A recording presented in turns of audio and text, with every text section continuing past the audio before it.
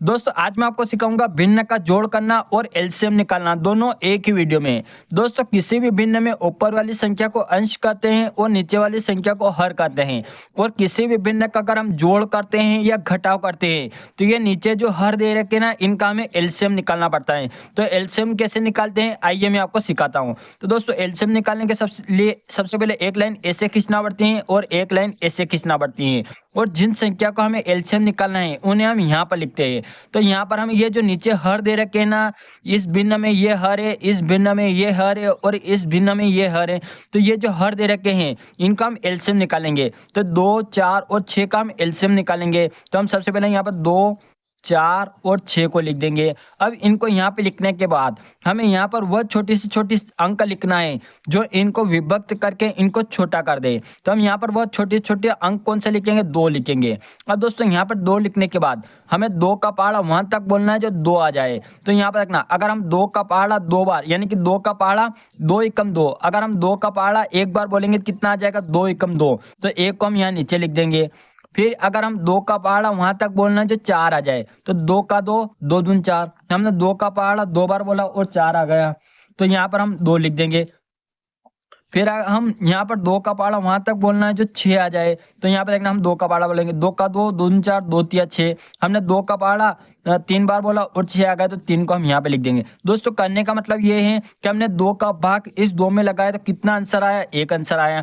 फिर हमने इस 2 का भाग इस 4 में लगाया तो कितना आंसर आया, 2 आंसर आया। फिर हमने इस 2 का भाग इस 6 में लगाया तो कितना आंसर आया, 3 आंसर आया। और मैंने आपको सिखाने के लिए ऐसा सीधे पहाड़ा बोलकर ये बता दिया जिससे आपको अच्छे से समझ में आ जाए।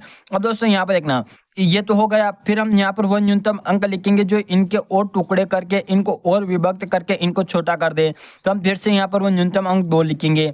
अब दोस्तों यहाँ पर देखना, ये यहाँ पर 1 बन गया ना, इसको नहीं देखना है, इसको ऐसे कैसे नीचे उतार देंगे।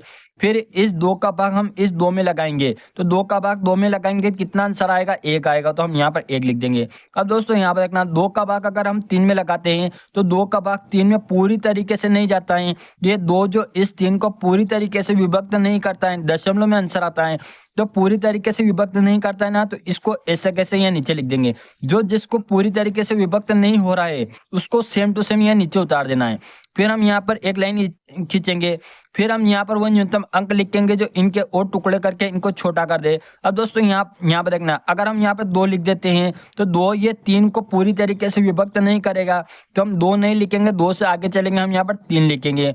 अब यहाँ पर देखना, ये 1 बन गया ना, इसको ऐसे कैसे लिख देंगे, ये 1 बन गया ना, इसको भी ऐसे कैसे लिख देंगे।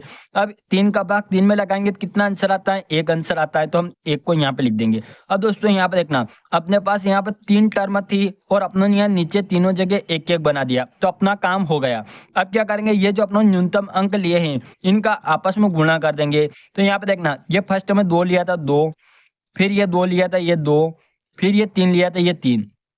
अब इनका आपस में गुणा कर देंगे, तो ये 2 और 2 का गुणा करेंगे 4, और 4 और 3 का गुणा करेंगे कितना आता है, 4 तिया 12। ये जो 12 आया ना, ये क्या निकल गया, एलसीएम। अपनों ने 2, 4 और 6 का एलसीएम निकाला, कितना आ गया, 12 आ गया। अब दोस्तों यहाँ पर देखना आप ध्यान से, यहाँ पर बहुत सारे स्टूडेंट इसको गलत कर देते हैं। अपने यहाँ पे नीचे 2, 4 और 6 का एलसीएम निकाला, कितना आ गया, 12 आ गया। नीचे वाला का निकाला तो अपने यहाँ पे नीचे 12 लिख दिया। अब दोस्तों यहाँ पे देखना, अब इन दोनों को छुपा देना, सिर्फ इसको देखना है ना। तो यहाँ पे नीचे कितना है, 2 है ना, नीचे कितना है, 2 है। अब हमें इस 2 का पहाड़ा वहां तक बोलना है जो ये 12 आ जाए। तो यहाँ पे देखना, हम 2 का पहाड़ा बोलेंगे।